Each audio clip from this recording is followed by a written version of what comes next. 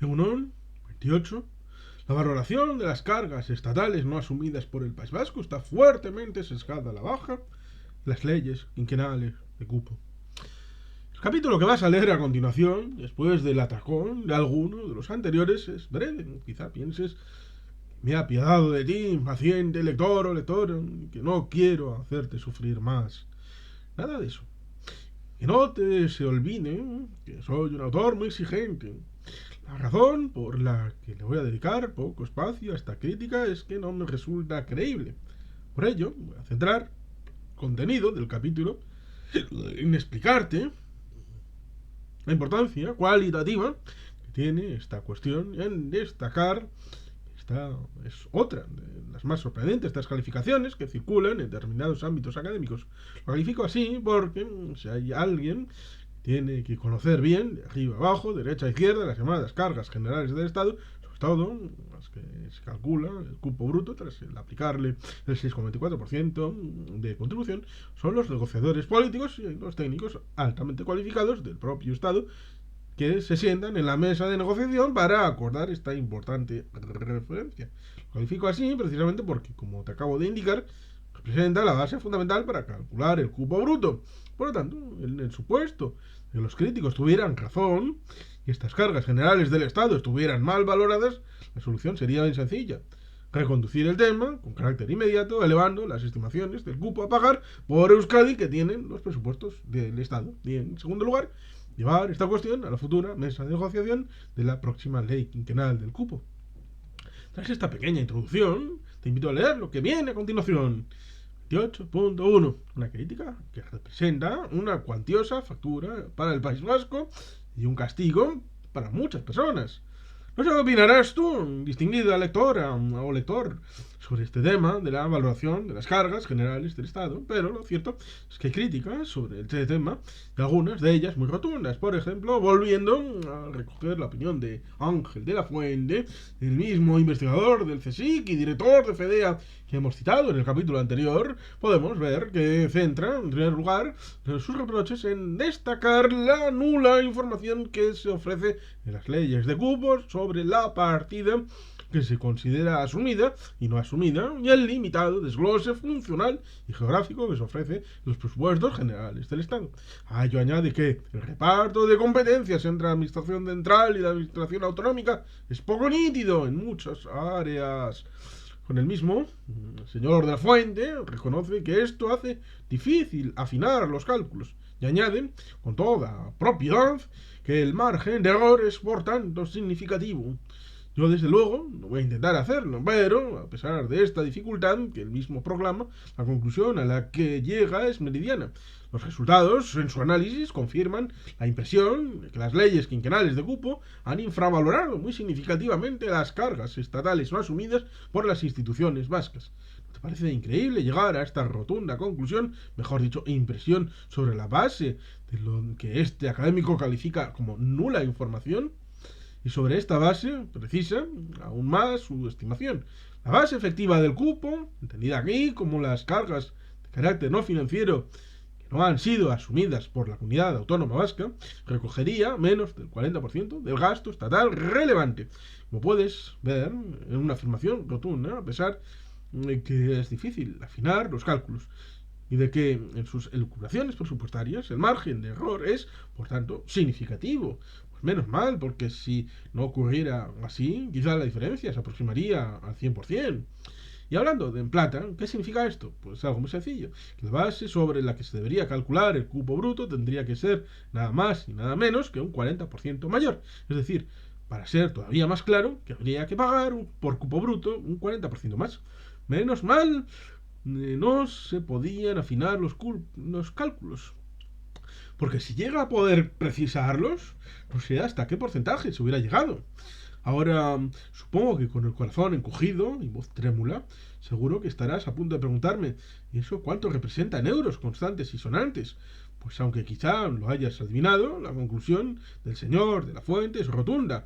El cupo vasco debería aumentarse en 2.278,6 millones de euros en 2002 y hasta 3.536 millones de euros en el año 2007. y tienes una sorpresa, unos cálculos sobre bases difíciles de afinar, en los que el margen de error es significativo, se ofrecen hasta con decimales. Como puedes ver, estamos hablando de unas migajillas a pagar por Euskadi. Claro, son las malas porque tendrían consecuencias dramáticas, no solo para las instituciones vascas, sino para toda la sociedad. Más paro, mucha peor sanidad, peor educación, desasistida, servicios sociales mal dotados, y así largo, etcétera. Porque con una sustancial parte de los presupuestos vascos se tiene una clara orientación social. Ahí estarían las partidas dedicadas a educación, sanidad, servicios sociales, renta, garantía de ingresos, etcétera. Es obvio que los más perjudicados serían las personas que disfrutan de los mismos, que son precisamente los de menor renta. Castigo a los más débiles basado en un cálculo en el que el propio autor reconoce que el margen de error es significativo. 28.2. Una crítica difícil de creer. Te lo digo así de claro por las diferentes razones siguientes. Primero, para tu tranquilidad, por la experiencia personal que tuvo Pedro de Santa Marina al negociar el concierto, ¿saben? La determinación, la base del cálculo del cupo bruto por su complejidad solamente está al alcance de los negociadores del Estado y de la Comunidad Autónoma del País Vasco que preparan el anexo que acompaña a las leyes quinquenales de cupo. Ellos son los que determinan los conceptos que han sido asumidos por la Comunidad Autónoma Vasca, todos los cuales vienen especificados en el correspondiente decreto estatal, con un absoluto y muy preciso detalle en el que se indica qué medios, edificios, personas, etcétera, que hasta ese momento estaban bajo la jurisdicción del gobierno central, pasan al vasco. Por lo tanto, este es un campo que no ofrece ninguna duda, porque te debe de quedar claro que no se trata de una negociación política, sino de un trabajo teórico. Desde luego, no le veo al ministro de Hacienda del 2002, el señor Cristóbal Montoro, ni al de 2007, el señor Pedro Solbes, llamando al director de presupuestos y diciéndole: quítale un 40% a las cargas generales del Estado para que paguen menos esos vasquitos. 2. Sobre esta percibida base técnica, los negociadores del Ejecutivo español y de las instituciones vascas tendrán que precisar qué parte del presupuesto estatal cubren esas competencias transferidas. Es decir, que si se traspasa al País Vasco la competencia de educación, será necesario prestar qué parte del presupuesto del Ministerio de Educación ha dejado de ser competencia del Estado tras la transferencia realizada a Euskadi, la cuantía de la parte de su presupuesto ministerial que de común acuerdo se considere que no ha sido transferida tras la revisión del mismo, línea a línea. Tendrá la consideración de carga general del Estado y formará la base del cálculo del cupo bruto. Tercero, está claro que la mayoría de los negociadores estatales pertenecen al Ministerio de Hacienda o a los departamentos que dentro de cada ministerio preparan y controlan sus presupuestos.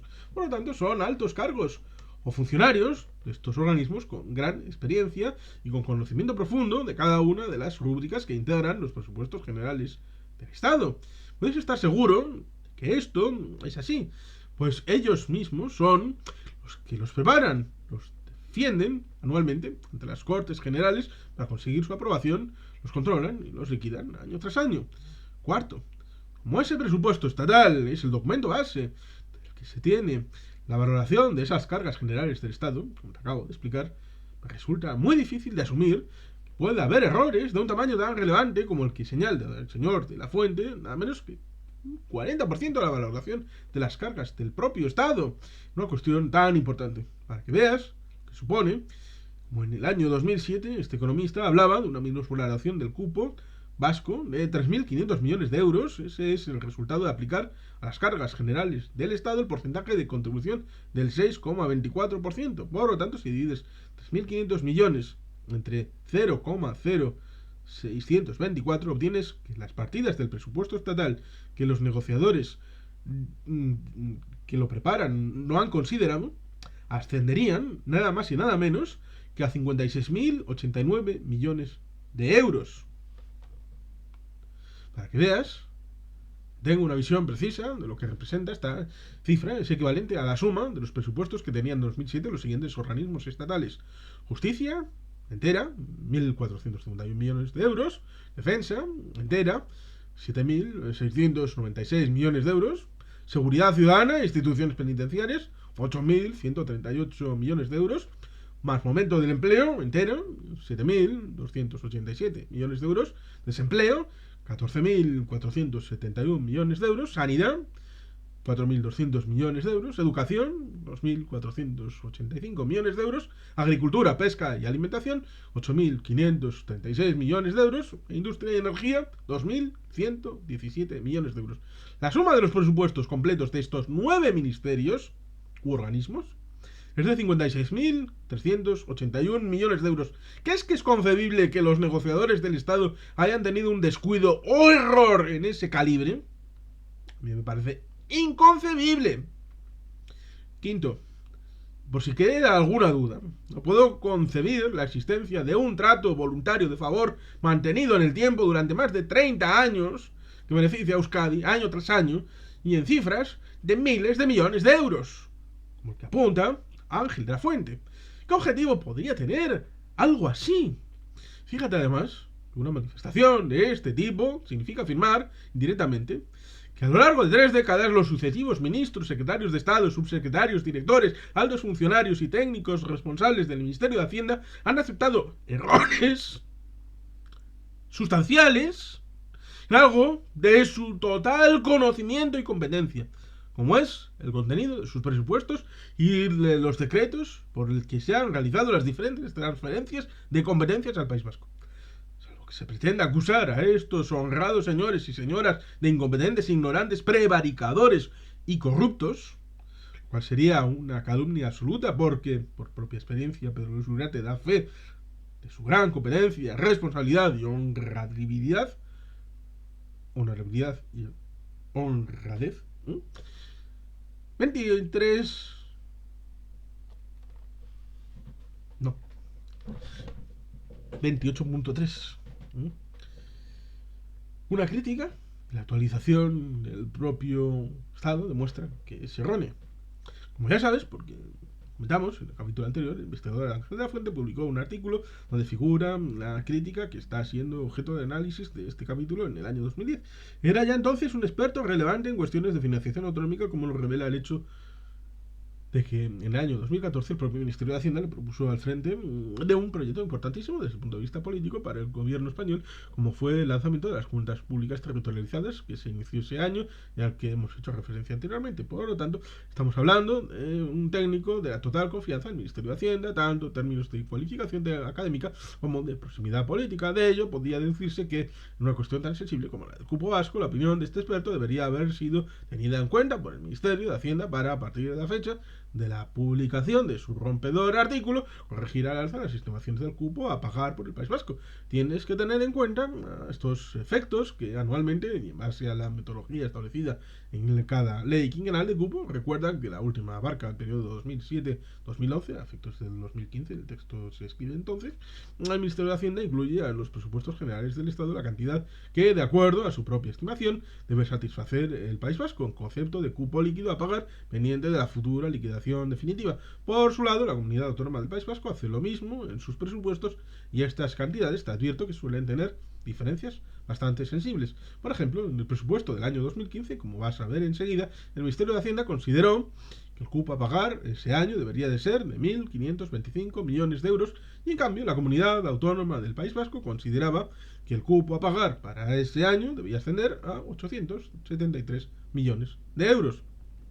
En base a ello, es obvio que si el Estado hubiera considerado que era válido el contenido del artículo publicado por Ángel de la Fuente en septiembre de 2010, debería haber procedido a ajustar al alza, con carácter inmediato, las estimaciones del cupo a satisfacer por Euskadi.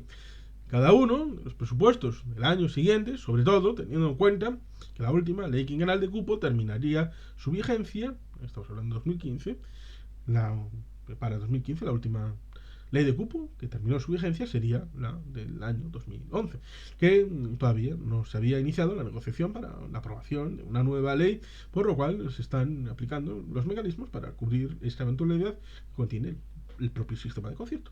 Sin embargo, como vas a ver a continuación, de absoluta claridad, Esto no ha ocurrido, lo digo porque las cantidades que han incluido el gobierno central en su presupuesto como cupo a satisfacer al Estado en cada uno de los años siguientes a la publicación del artículo de Ángel de la Fuente han sido las siguientes. Estimación contenida en los presupuestos generales del Estado sobre el cupo a pagar por el País Vasco.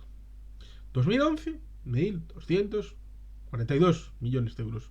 2012, 546 millones de euros.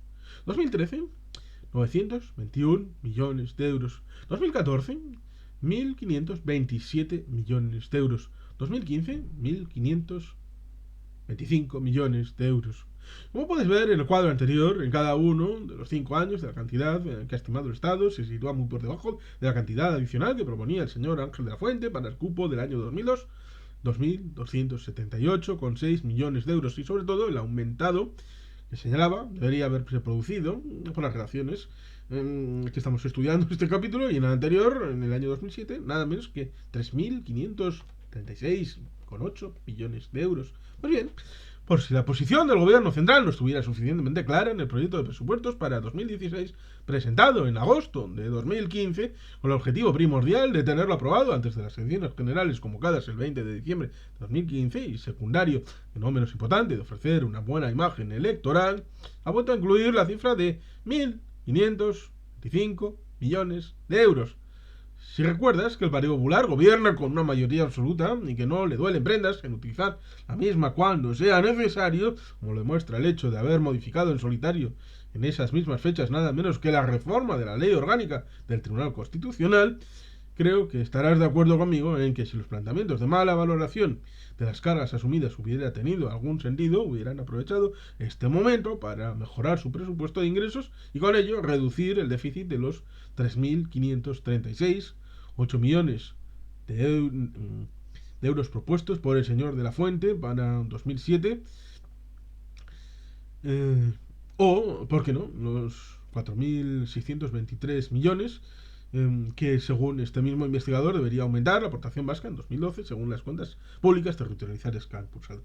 A nadie le amarga un dulce, y menos al ministro de Hacienda, pero ya ves que no ha ocurrido así, ni por asomo, aunque las cifras que figuran ni en el presupuesto del Estado te aclaro que son las de cupo a pagar. Las diferencias con las cantidades apuntadas por este investigador son tan sustanciales que revelan claramente la improcedencia del ataque lanzado al concierto, con la rotunda afirmación de que la valoración de las cargas estatales no asumidas por el País Vasco está fuertemente sesgada a la baja.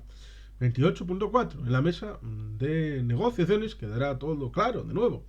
Por lo tanto, lo mismo que se ha señalado en el capítulo anterior, cualquier tipo de manifestación de esta naturaleza, que en este caso se refiere nada menos que a la valoración de las competencias del propio Estado que no han sido transferidas a la comunidad autónoma vasca, tendrá que ser analizada y pactada en la mesa negociadora que establezca la ley quinquenal de cupo para el siguiente periodo.